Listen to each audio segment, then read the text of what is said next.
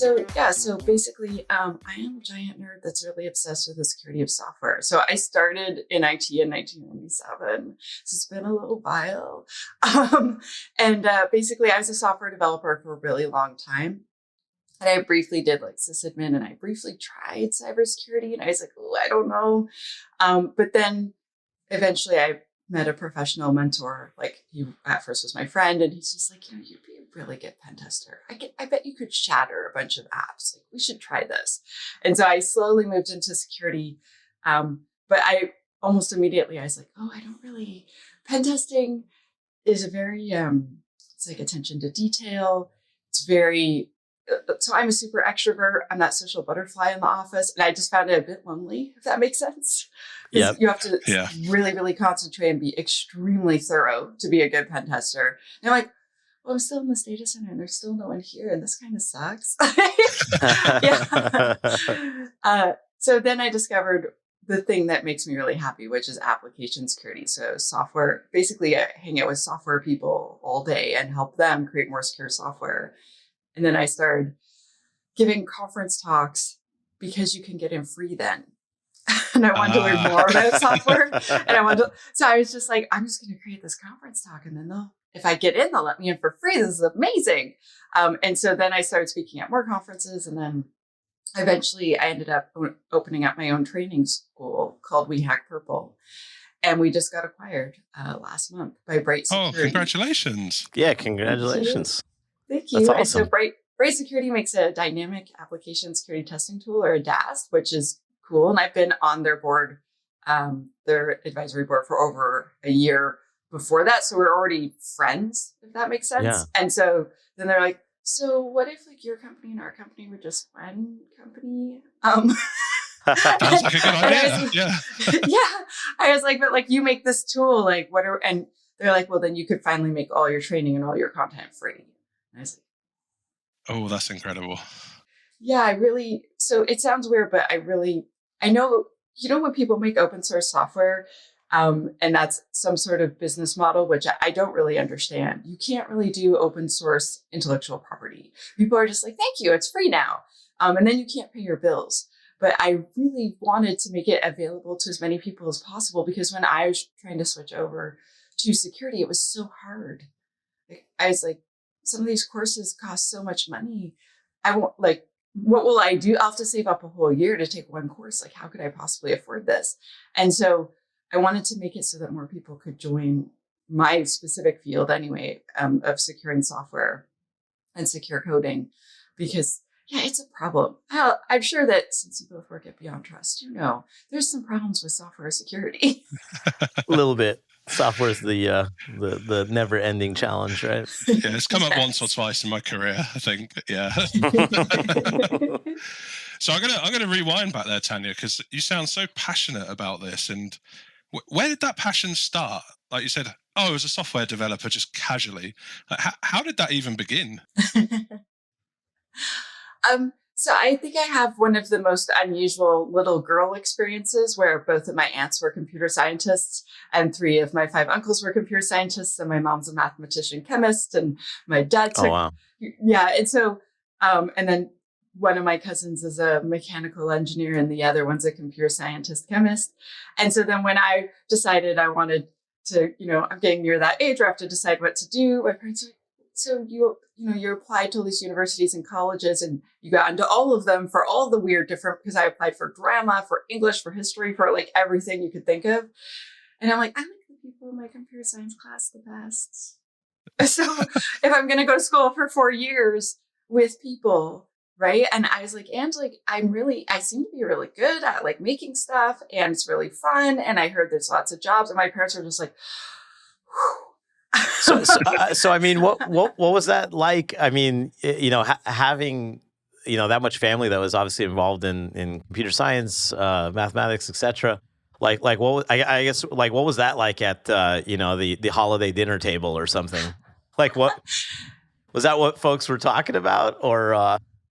It just made it very normal, and that it was a very normal job to have. And that it was a very normal job for men or women to have. And as you probably are aware, there's very few women in computer science. Like, one of my aunts was the first woman in our province to graduate from computer science. She was the very first woman. Wow. But they never told me like, oh, there's no women. When I got to my class, I'm like, where'd they go? Yeah, yeah. And then when I got into security, I really was like, okay, where are you?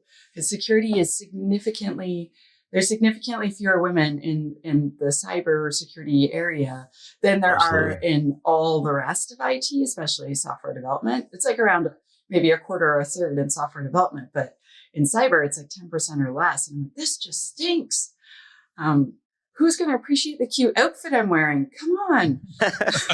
No, and I mean, that's an interesting transition, because you go from kind of like the home and family related environment where you're like, like, hey, this is how it is, etc. And then like, as you're saying, kind of moving into school and other things, you're like, wait, there's a total void here. Like, I mean, what was that experience kind of like diving in more? Did you find that was like an adjustment, or did that make it more challenging at some respect?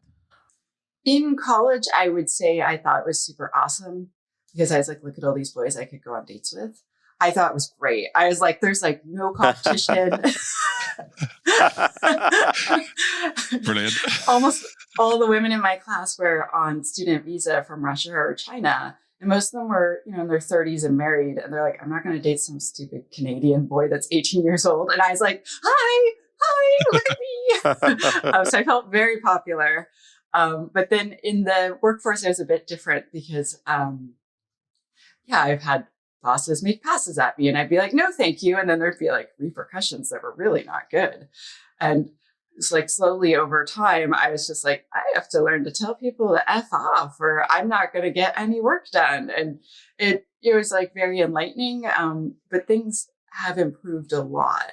I have to say, like, steadily, things have improved quite a bit. And so sometimes when people are like, oh, this happened, and I'm like, oh, and then you just tell them to go to hell. And they're like, I shouldn't have to tell people to go where to go at Tanya at work. I shouldn't have to do that. I'm like, oh, I know. You should be able to do your job and not have to like fight for the privilege of doing it, if you will. I talk about that with there's an amazing woman on my team, software engineer, developer, etc. And I would describe her as kind of like fierce, right? But I'm also like, you don't need to be, right? And she definitely doesn't need to be at our company, because we're good about that stuff. But I've definitely experienced that. I haven't experienced it, what you were describing. I've experienced on the other end of like somebody trying to be a manager and like clear a path. And I think that's like what it's all about. And it's I can't stress enough the balance that is like needed. And like you said, it's like better, but I don't think it's not great by any means out there in the world. We're starting to travel again now that COVID is. I don't know what to say what COVID is right now, but less terrifying, let's call it that. And so we're starting to travel. And so actually yesterday I had a meeting with one of my staff, and I was like, we're going to travel. I'm like, if someone asks to go back to your room, you could just say no. If someone's like, you want to have a drink after work, you could just say no. You don't owe anyone your time. I'm like, if someone from work does something, or someone at the conference, or one of the organizers, or anything, I'm like, you have my explicit permission to blame me and say, oh, Tanya will kill me if I do that, so I can't. I'm like, totally blame me. I don't care. I'm like, do this, do that, That's do lovely. that. And I was on a business trip a few months ago, and one of the organizers of the big event I was at, like, tried putting his arm around my waist and like, so, and I just like shoved him really hard and was like, no. And then I just continued, and I was like, so it still happens. People still make stupid mistakes. Like, I'm like, don't put what are you doing? Stop that. But I feel like, it is. But I'm like, so, if that can happen to me, like, you're like a ridiculously beautiful 20-year-old. So that could definitely happen to you. And I want to just like say explicitly, like, I don't care if someone's like, well, I'm the head of this department at this company, and like, if you want to make this saleable, I'm like, no, just say no and blame me as much as you want. It's totally cool. But I'm like, it's really important to me that you always feel safe. And I'm like, you can also make excuses. Excuses are awesome. Be like, oh yeah, I have to call my mom. She wanted to check on me. And it's at this time, sorry, I have to go. I'm like, there's 100 things that you can do to like get out of that situation. But I'm like, feel free to say no to like literally anything that is not a job requirement. And if someone tries to invite you to their hotel room for a meeting, be like, actually, you know what? I really could use a coffee. So what if we meet at Starbucks? I'm like, there's like a million different ways that you can like cruise around those things. But I'm like, just say no all the time. And if anyone gives you a hard time, you send them to me and I'm going to make them sorry. And she's like, okay, thank you. Yeah. I love the fact you put welfare first. Like, welfare first is the most important thing. And it's just so refreshing and great to hear that. So kudos to you for being a champion of the right things. Like, but then they'll quit too, right? I'm like, I don't want to lose you. I really want you to keep working here. I know like eventually one day you'll outgrow us, but I don't want to lose you. So anything happens. Yeah. Yeah. No, I mean, because it really comes down to, and so me, Karl, most of we can't relate, right? Like I can hear it and I can try to empathize as much as possible, but it's not an experience that like I've in any way lived as you're describing, right?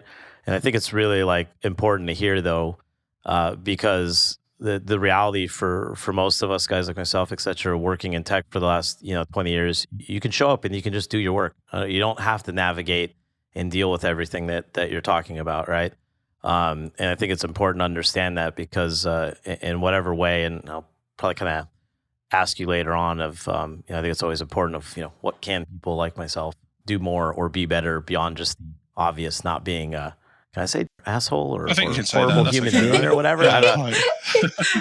But like just be a good human being, But yeah, and one of the other things that I think we had come across, going back to some of the early days for you, and you made me think of it just in the way that you were. I think you have your own kind of fierce fighting for the things that matter. But you were supposedly in like a punk band or something. Did we get that right? Yeah. So I was a solo singer-songwriter, folk singer, guitar person for around 17 years, and I released 5 solo albums. Yeah, like when you look up on Spotify, that's me. And then on top of that, and I was a software developer at the same time, and it sounds so silly, but like when Y2K hit, and there were so many layoffs and like the web bubble burst, I would like play music at bars and I'm like, I'm just doing this until my computer science career takes off.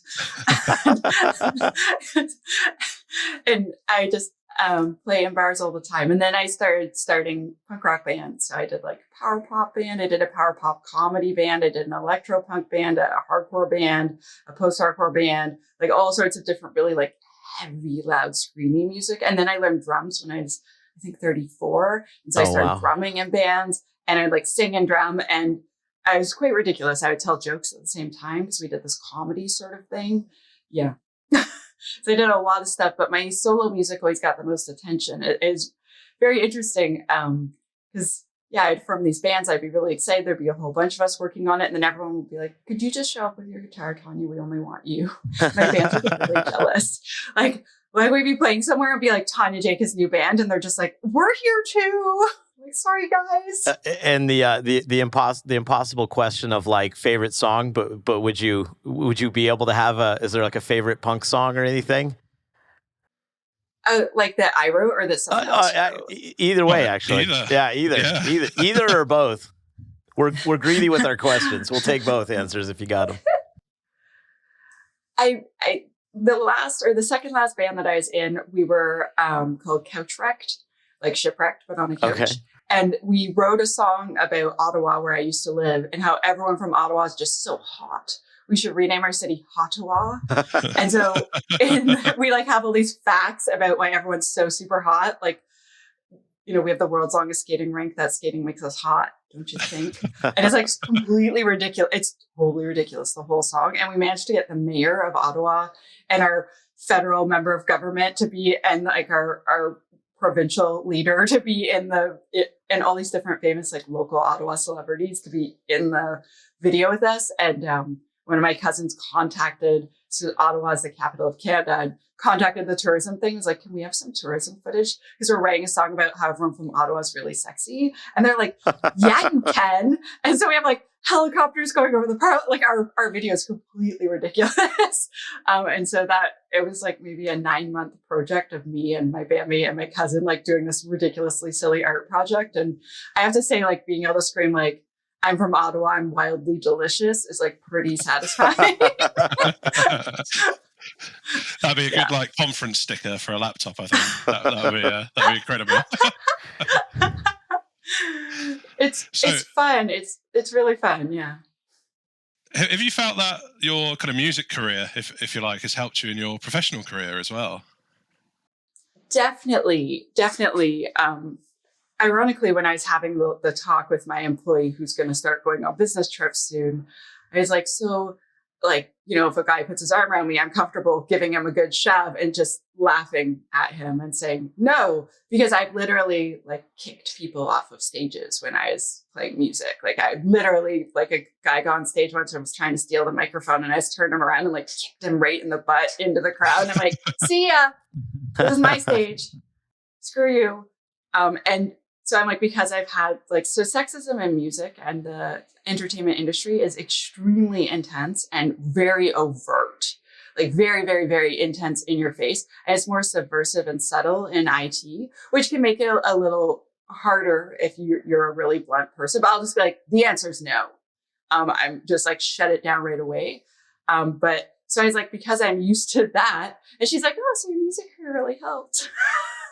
But I would say that it really helped in that I formed a lot of community when I was part of the music industry within my own city. And then I helped start a music festival called Lady Fest that was just for women because there's significantly fewer female performers.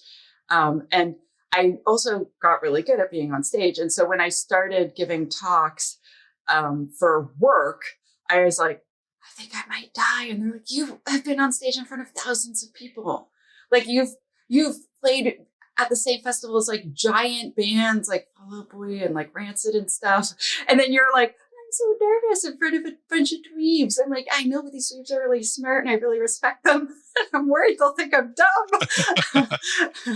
But once I got over that and I realized like, they definitely did not think I was dumb and they were super interested in learning what I was saying, I would just like get really excited and tell them. And so my on stage time of so long made it so that I was really good at forming community around whatever I was doing, which is how the We Hack Purple community started. And then also just being able to be really confident on stage. Like most people don't jump up and down or dance on stage. Like I used to wear a Fitbit and the Fitbit told me once, you were doing aerobics for 2 hours. I'm like, no, I was giving a workshop at NorthSec. But apparently I move my arms a lot when I talk and I get really excited. And it's like, we thought you were in aerobics class. So like, okay. I was just gonna say, and thinking about like your career and some of the transition, you know, related to like pen testing and then doing application security. I mean, we have listeners of all kind of trajectories of their career, just starting or not. Like, what's some of how you think about the distinction for folks that might not understand the kind of what you might do from like a pen testing perspective versus like application security? You know, what's kind of different about those, if you will, or what was your transition between that like? Absolutely. Okay, so pen testing is quite often consulting. And I was used to being a full-time, long-term employee. And it sounds weird, but I had a lot of trouble with that. I had a lot of trouble going in, doing the test, and then leaving. I'm like, we haven't fixed it yet. I can't go. That's not okay if you're a consultant. You're supposed to go on to the next organization. It's not always consulting, but quite often it's like you come in, you test, and then you're supposed to like you write a report, give them advice on how to make it better, and then you leave. And you don't get to kind of see the fruits of your labor where they've fixed everything, unless you're lucky and you have a retest part of your contracts. You come back, you test again. You're like, awesome, guys, good work. You fixed everything.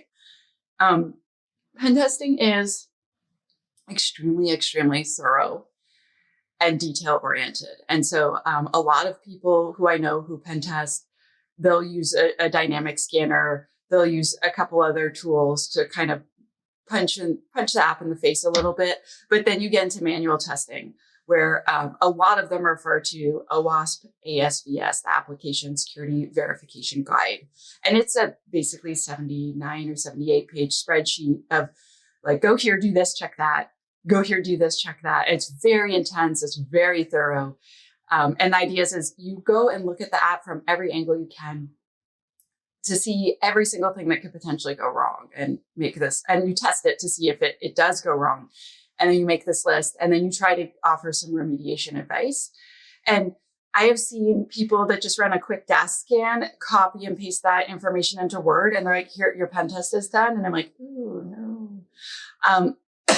And I've seen people that do, very, very, very, very thorough manual testing. And often the two will both charge the same price, or only a slightly different price, not because the person that's doing thorough testing isn't smart, but because they're honest.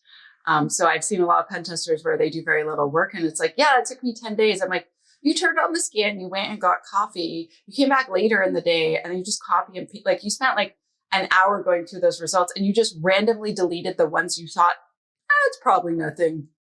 And you didn't investigate and you didn't do it. And I found it very disheartening. I met a lot of people where I was like, I don't feel what you're doing is on. And then they would charge 10 days for like a 1 day worth of fooling around with the app. And I was just like, I don't understand. And they're like, oh, I'm just faster than everyone else. I'm like, no, that's not what you're doing. And so I saw that a lot. And the thing is, the clients often don't know the difference. And that's rather disconcerting. And with so part of why I switched to AppSec is because I kept doing AppSec as part of my thing. So I'm like, well, I have 10 whole days. Yeah.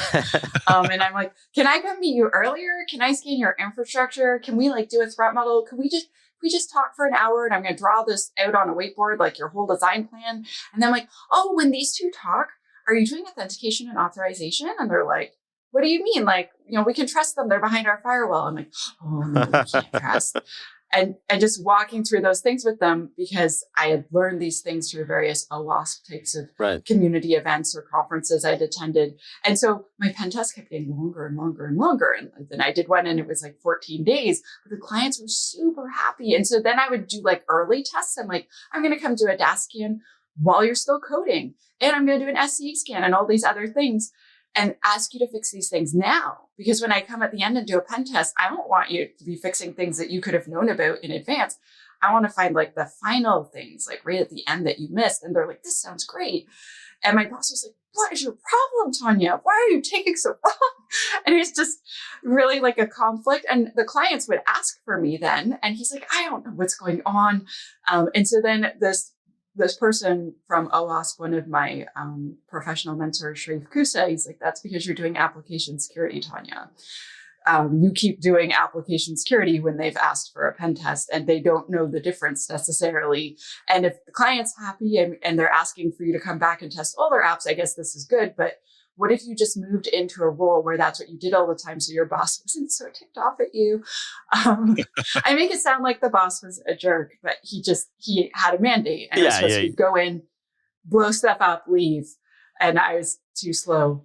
No, and it's interesting because some of what I was hearing in some of your description and the difference, right, is like the areas where you get into with application security where it can become less about, what's that one vulnerability and more about like, what's the architecture that even if we end up having a vulnerability, the impact from it or the ability to kind of leverage it, to do too much damage is going to be like lessened to some extent. Like how much does the kind of, security architecture, I don't know, like properly managing a attack surface, if you will, within your application? I mean, you mentioned earlier the example of like, it's behind the firewall, so we're less worried about XYZ, right? And so that definitely has attack surface type implications. But like, what's your thoughts on like, security architecture from like an AppSec perspective?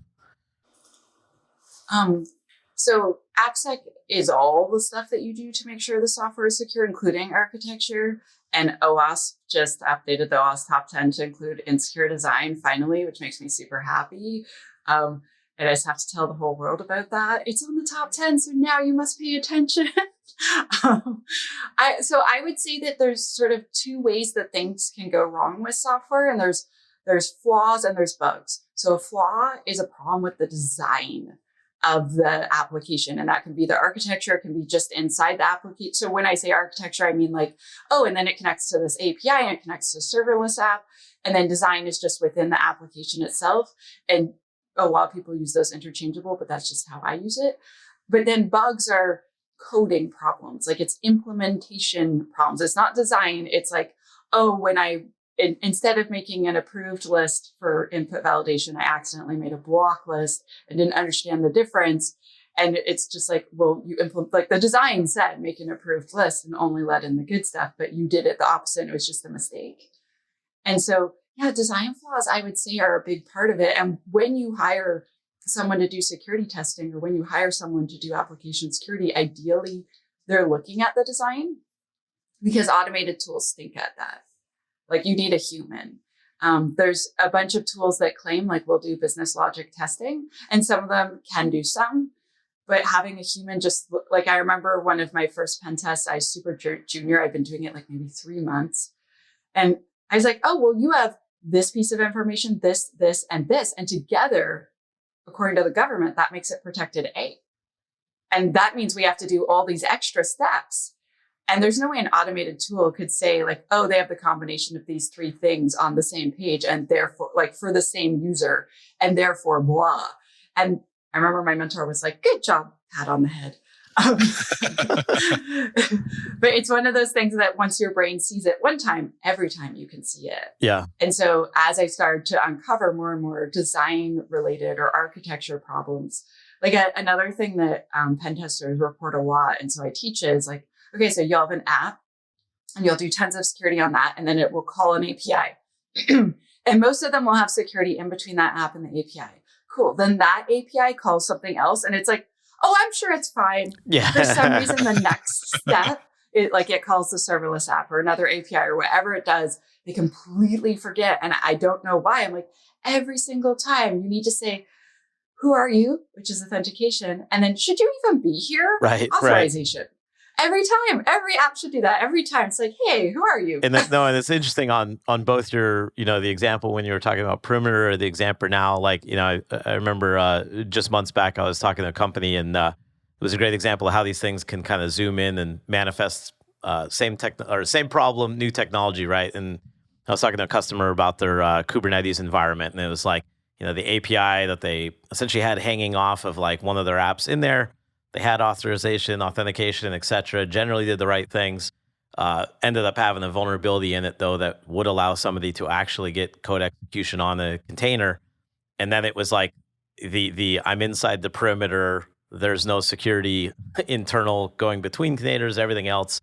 But one of the things that you mentioned about the patterns, right, of as you start to do application security, pen testing, vulnerability research, there's all these kind of, common classes of attacks and patterns that you learn.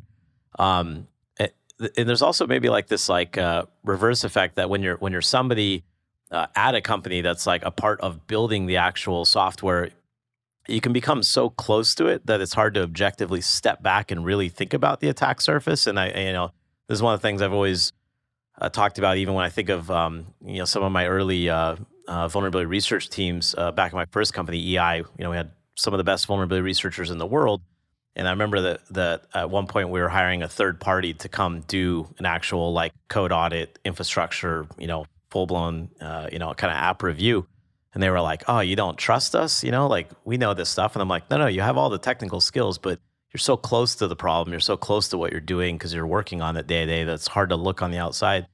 Do you find that to be a thing sometimes when you're going in and helping a customer, where it's like, the light bulb goes on, where we're like, it was kind of there the whole time, I didn't see it because I'm so close to it. Is that a thing that you experience?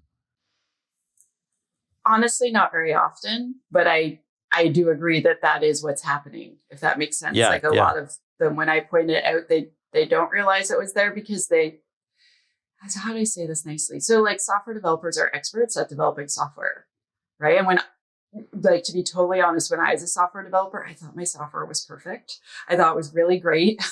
And when QA would find something, I was always like, how is this possible? And I want to say I was totally not arrogant and there was no at all ego, but there's definitely some ego. But I was just like, but I tested it and I didn't find that. And so when I tell clients about a problem, I remember my first professional mentor saying, like, when you find a bug, especially like a really earth-shattering bug, it's like really exciting. And he's like, you have to do your happy dance by yourself. And then when you go tell the developer, you have to remember you are telling them, I just found out your baby's extraordinarily ugly. and you have to say it in a way where they still like you and they feel respected and they feel, and I was like, okay, yes, this is really good. And I wish that more people got that lesson from their professional mentor. He's like, so do the happy dance in like the data center or the ladies' bathroom or some other place where you're like, oh my gosh, I totally smashed that. So good. And then when you go tell the client, it's like, hey, I think I found something. Can I show you? And remember to be sensitive, because this is a thing they worked on so long and so hard, and they missed this, or more often, they just never had training on that and had no idea that what they were doing was wrong. And I've seen some security people where they're frustrated and they've been doing this so long and they're just like, why can't you just write code that is good? And it's like, oh, ouch. Yeah. That's brutal. Just try harder. I've heard much worse, trust me. And in our industry, there's a company where their entire motto is try harder. And I'm just like, oh, don't teach people to act like that. You're creating a giant group of pen testers with a bad attitude by default. Jeez. Yeah. Well, I think one thing that came through really strongly there, and I've been unusually quiet because I am a huge fan. So I'll just disclaimer there that I keep leaning into this like, this is amazing. This is incredible. Education. Like, it's just coming through to me that you have such a love and passion for this. Is that where We Hack Purple started? Yeah. It sounds weird, but when I first started doing all the security stuff, I joined the local OWASP chapter, and almost immediately they said, well, do you want to be one of the organizers? And I was like, really, me? Oh my gosh. Wow. Yes. And because I'd had so much experience planning concerts for so long, it was super easy to plan a meetup. I'm like, this is cinch. I don't even have to make people pay for tickets. This is awesome. And the liability coverage is probably much lower as well. These crazy punk bands, gosh. And so then I just started booking people that would teach the thing I wanted to learn. But then eventually, one of my professional mentors was like, well, if you really want to cement your knowledge, you should teach what you learned to someone else. And I was like, really? And he's like, yeah, if you make a presentation. So my first presentation was about like just how to scan a web app for vulnerabilities. So how to do a DAS scan. And I didn't even know it was called DAS. I was just like, so we're taking this web app scanner thingamajig and we're going to point it at this vulnerable app that my friend made. And then we're just going to blow it up. And it's so cool. And then these are the things we found. And this is why they're scary. And this is how you can fix them. And so by the time I finished making the presentation, I was like, I'm really good at this now. And so then I started just making more presentations to kind of cement the knowledge for myself. So this might sound weird, but I even wrote songs. So one of my bands was called 0 Day Reapers. And if there was like a term I was trying to learn, I would write it into the song. So I would repeat it over and over again. And I could never forget like whatever the steps were for this or that. And it really helped Karl. And so like the more I taught and the more like really super awesome questions people have. So like at the end of a talk, Q&A is my favorite part because then the audience says stuff. And I'm like, oh, you're having that problem? That's such a cool problem. Like, tell me more. And helping them problem solve or like giving them ideas for fixing things. I'm like, so then sometimes I learn something. So sometimes I'll say like, actually, I don't know the answer. I've never encountered that. And I'll just turn to the rest of the audience. I'm like, do any of you know? And a super brave person will be like, actually at work, we had that problem and this is what we did. And it helped. And I'm just like, yes, this is so good. Learning for free again. And so then when I left Microsoft, I started my own startup company and we wanted to make an inventory program because that is a huge problem facing our industry that remains not fully solved. And me and my co-founder kind of exploded in this amazing way. And if you're going to fail fast. And that's what we did. And I was like, we should end this before we don't like each other anymore, like where we still are friends. And so we kind of both went on our separate ways because we both had different ideas of not only how to run the company, but how to build a product. And that's fine. But so then I was sort of in free fall for maybe a few weeks. And I was like, hey, Twitter, what do you think I should do? And people started writing me and they said, so I know that you're not sure what you want to do next, but I have all these devs and they really need to learn secure coding. Is there a chance you would come in and speak to them? I'll pay you. And I was like, oh, that sounds cool. Yeah. And then another person, and then another person, and then another person. And then I was like, maybe this could be my job. This is a thing. This is a thing. And I really liked it.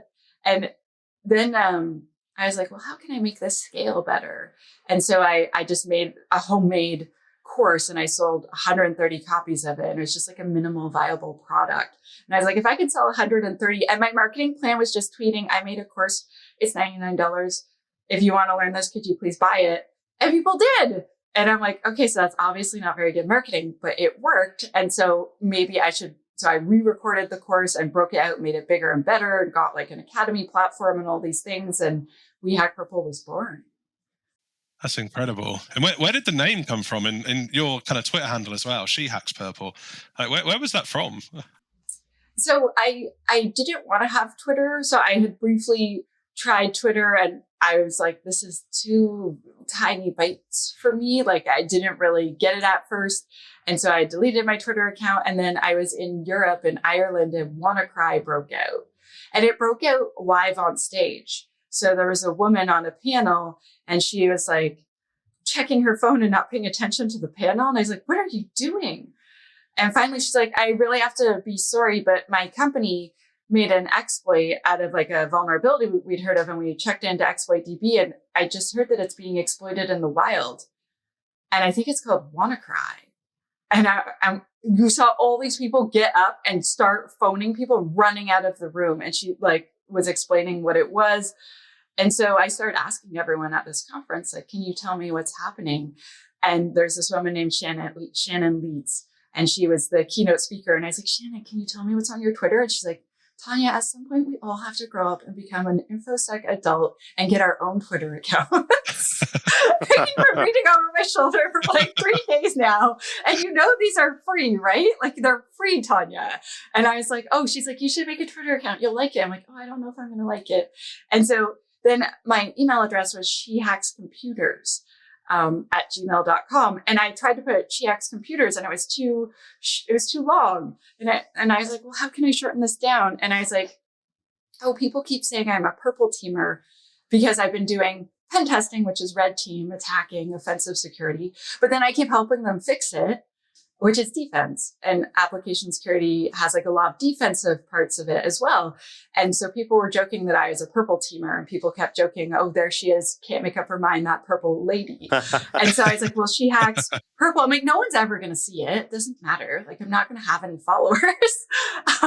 And then it just grew and grew and grew. And there's this guy named Kevin Wall in Ottawa, and he would like come see my presentations. And one day he was joking around with me. He's like, oh, She Hacks Purple, and look at her with her brown hair. Like at some point, aren't you going to dye your hair purple, like as a joke? And so the next month I put these purple highlights in my hair, just like to kind of like get Kevin. Do you know what I mean? Like, and he laughed so hard. I thought he was going to cry. And I was like, actually, it looks really nice. Maybe I'll just keep it for a bit. And now it's been there for like 5 years.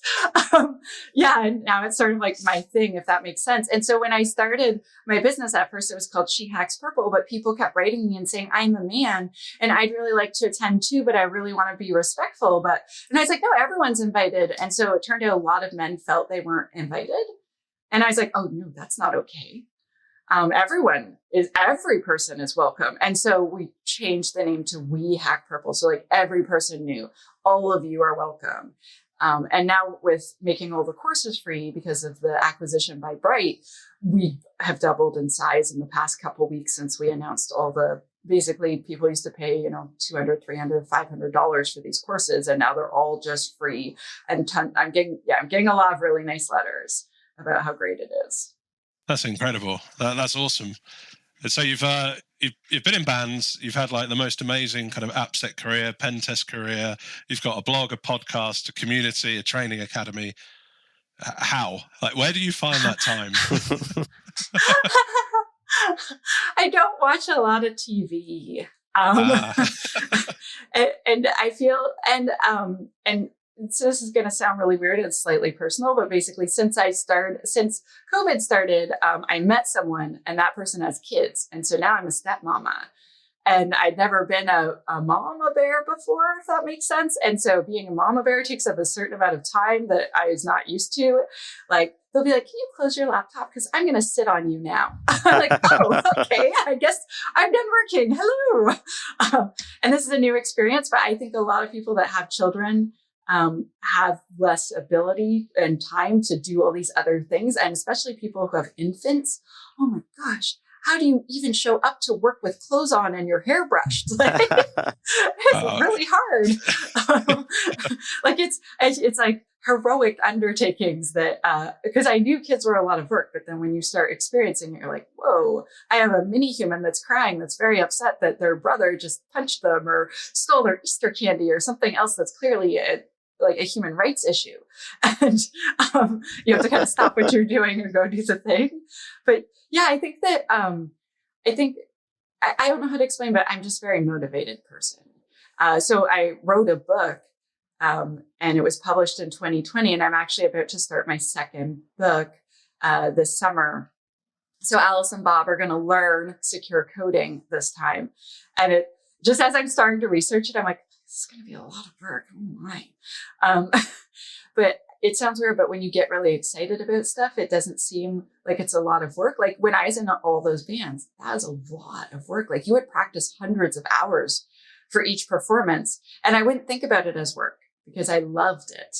And so I really love writing. So with a book, like the writing part was really quite enjoyable, but the technical edits were really like getting punched in the gut. I have to say, like, I chose my biggest troll to be one of my editors. So he would always pick all my blogs apart. And I was like, will you be one of my technical editors? And he's like, I thought you kind of hated me. I'm like, no, because you actually, so like, you'll say, Tanya, this is wrong. Or Tanya, you forgot that. I'm like, but each time you're correct. And you've taught me a lot. And if you could be more gentle with your feedback, I think we could be a great team. And so like having someone that has that attention to detail or that will pick apart something and is not afraid to give. So sometimes people could be quite afraid to tell you, like, Tanya, like you did the 20 security headers, but you missed one. Or this one's not technically called a security header, but here's why I feel it is related and you do need to cover it. I'm like, oh, I never thought of that. That's great. Crap. Now I have to do a bunch more research and I have to do a bunch more writing and then I have to pass my edits again. And yeah, I found the technical editing really hard, Karl. It was so hard. But writing is a pleasure. So I'm looking forward to that part. I deliberately omitted it from the list to begin with because we've got the same name. And I was like, oh, this is awesome. Like Alice and Bob. How cool is that? I like to think we're called Alice and Bob Learn. Because they're learning something. And it's the adventures of Alice and Bob. So it's like stories and exciting things. So it's slightly different. Absolutely. I thought it was great. When was your first kind of run into the Alice and Bob as like a reference? Was that like pretty early on when we were getting started in security? Everybody has their version of where they kind of first heard that as a thing. It was actually in 1999.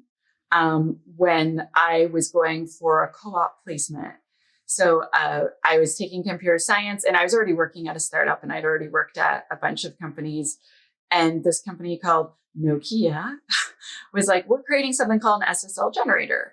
And we want you to come work here. And we want to invite you to come visit the office so we can convince you to work here. And I was like, I thought this was a job interview. And he's like, you're interviewing us as much as we're interviewing you.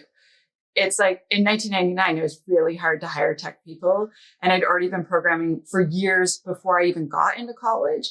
And I was getting super top marks. I was class president and I was already working at a startup. And he's like, we're going to try to steal you away from that startup and we'll give you a raise. But also like, he explained what encryption was. And he showed me the presentation of, so Alice wants to tell Bob a secret. And I was like, oh. And so throughout my career, I'd be like, well, encryption, Alice and Bob, and people would look at me like I was crazy. and the ideas of Alice and Bob was it's characters that they created so they could explain the complexity of cryptography to like the average Joe. And here I am, 21. And I'm like, oh, and so then they did this. And the guy's like, so you're already smarter than me. So this is great. And I remember during my testing, I'd like figured out all these hacks so I could get it to crash. And then I automated it. I was the only person on the QA team that could write code. And then I was like, I did this and I did this and I did this. And I'm like, so I have to tell you something, boss. And he's like, yeah. I'm like, so I kind of set it on fire.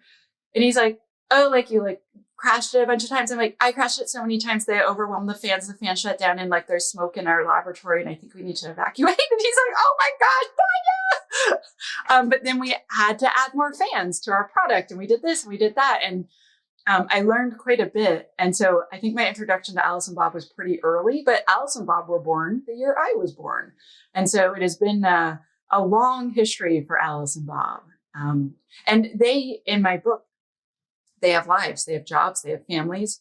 Bob's sister gets divorced, and there's a problem with the family photos. And there's all these things that I use to explain to the average person, like, because I find a lot of people who don't study cybersecurity and threats and risks all the time. So basically all the humans except us, they don't see how something could happen to them. And I remember there was this giant data breach in Canada, in the province I live in, of all of the test results for our health. So all the blood tests, all the urine, all of those tests got spilled onto the internet. 2 years worth of tests for every British Columbian. And I was saying to this guy, like, this is completely unacceptable. We have to protect this. And he's like, well, I'm not sick, so I don't care. And I'm like, well, first of all, our job is to protect the most vulnerable of our society and up, not just the people who are, I'm fine, or I'm not interesting, so it's fine. We have to protect all the people. And I'm like, I have this friend who has a brain tumor, and it's been malignant for a long time. So she works and she has a job and she does all these things. But a lot of companies, if they found out she had one, it's like, you're going to cost our benefit plan a fortune. We're not going to hire you. Right. And there would be prejudice. And that's not fair. And he's like, well, I'm not sick. And I'm like, okay, so let's say I go into those results and I give you HIV.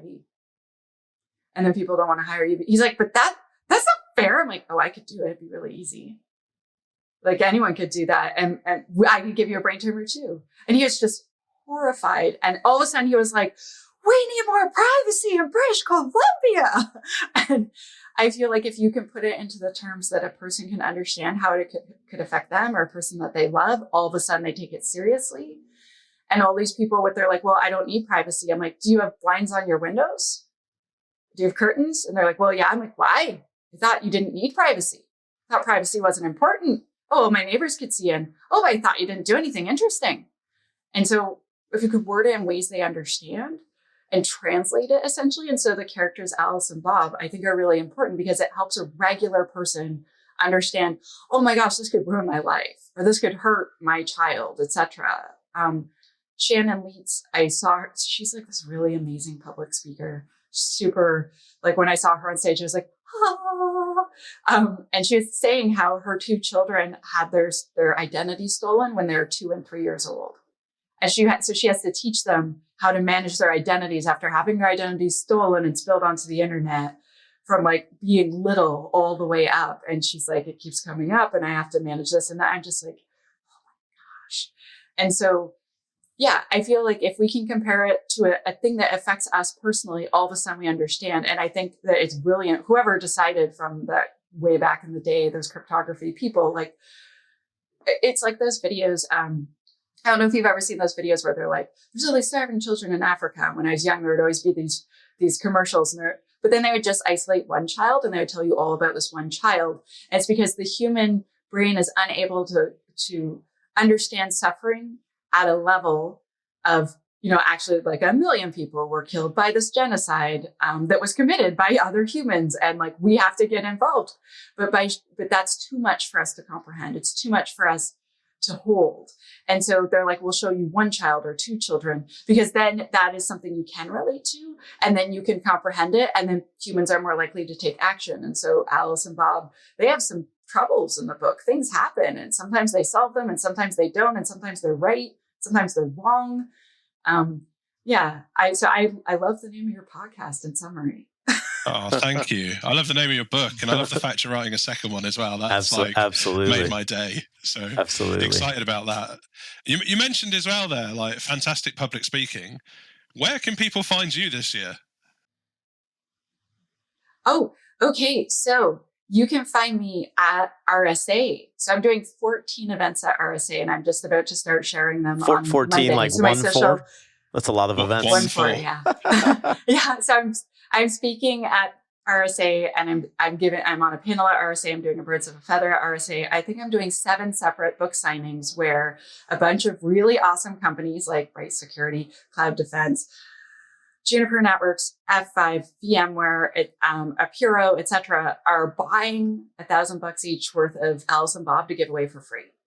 And so I'm going to publish a schedule really soon of all the places I'll be. So basically you can come and meet me and I will give you a copy of Alice and Bob if you're early enough, because we're going to run out at each event, right?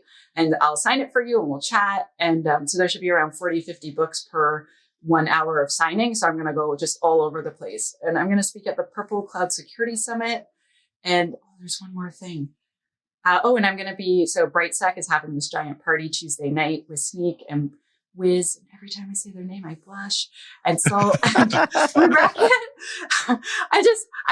I'm really excited to go, especially honestly, to like corner one of the engineers from Wiz and just be like, how's your inventory system work? I need to know everything, because they are one of the first companies to make a product that can apparently help with inventory. And I'm like, I need to know how you solve this problem I failed to solve. This is awesome. So I'm going to like show up with drinks and be like, hi, you, me, discussion, but in a friendly, non-creepy way. Just but yeah, so if people want to come and see what I'm doing, follow me on Twitter at SheHacksPurple, or join my newsletter. So if you go to shehackspurple.ca, there's a newsletter. You could join the We Hack Purple newsletter. All this is free. So wehackpurple.com. You could join the Bright newsletter. So it's brightsec.com. You can follow any of my socials. So I'm just SheHacksPurple everywhere. But basically, my blog, I'm going to publish like an actual schedule so that you could just figure out like, oh, it's convenient for me to see her here. And cool, then I will come and pick up a book. And so I'm super excited that all these awesome companies are essentially sponsoring me giving these books away. And I'm very grateful. It's so amazing. And so, yeah, I'm ridiculously excited for RSA. And then I'm also going to be speaking the next week in Vegas. So that is I think I'm on the 17th or 18th of June at the Agile DevOps conference for Tech West.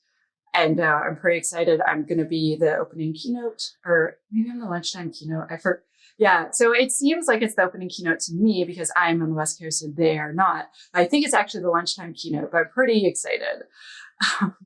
Yeah. So anyway, so basically if people want to know what I'm doing, join my newsletter, because every month, basically all the content that I've created, every podcast I've been on, every place I'm going to be is in there every month, and it's free. And then there's always like a ridiculous meme at the end to reward you for reading the whole thing. Well, coming into my last two questions, because I know we're kind of starting to run out of time together, and that saddens me a lot, but it won't be the last time we speak, I hope. This question was from a previous guest on the show, and it is, if there is one myth that you could debunk in cybersecurity, what would it be? It would be that password rotation is good. Password rotation is awful. Password rotation makes people write down. So like for listeners, it used to be policy that every 90 months you would force, or 90 days, 3 months, 90 days, you would force users to change their password because they thought it was more secure. However, what that has resulted in is Spring 2022 being the world's most popular password right now. No, I kid you not. If you try to do a password hash table, like that's what people are going to look for. It's like winter 2022, spring 2022, and soon summer 2022. And people writing down their passwords all the time. And so what we need to do instead is teach them to make very long passwords and use password managers, especially just have their password manager create unique random passwords for them, because humans suck at being random. Did you know that if you ask 10 people what their favorite number is, 1 to 10, 6 or 7 of them will answer 7. And so we suck at being random. Humans are wonderful, but we're not very random, and that's okay. And so I wish password rotation would die a very fast death so that we could just get everyone to start using password managers instead. And so now do I get to create a question? You do, yeah. So if you want to leave a penny for the next guest. Okay, for the next question, what is the best way to join an information security community? What is the best way to become involved and join an information security community? Oh, I like that one. That's a really cool question, that, actually. I want to invite everyone to join my community. So just go to community.wehackpurple.com. It's free. There's no upsells. We don't sell you anything there. We have events and we hang out and we're nerds together. And there's a code of conduct. As long as you're nice, it's free. And I feel like I feel like community is the way that I got into information security and the way that I was able to be successful, the way I was able to learn, the way I was able to find jobs.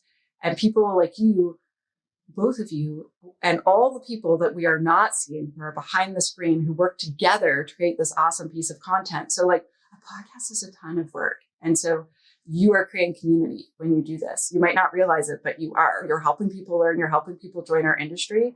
And so hats off to both of you and all the people behind the screen who help make this happen. We couldn't agree more. And, speaking of the people and the many of them who do an awesome job to help us make this is we kind of broke the script with you because normally we kind of settle on a adventure and kind of zoom in on the specific adventure you went on. And as we were going through this, me and Karl traded some chat, and we were like, "Forget the script. I think your kind of entire life experience and everything you were sharing that is the whole adventure, the totality, and it's obviously an amazing adventure. And I know you're going to have a lot more coming in the future. And we've been stoked today to have you on, and really appreciate you spending the time. And thank you very much. Thank you so much for having me. It was such a pleasure to meet both of you. I met one of my heroes today, Tanya. Thank you. Awesome. And we will hopefully catch you at a conference soon. Yes, absolutely.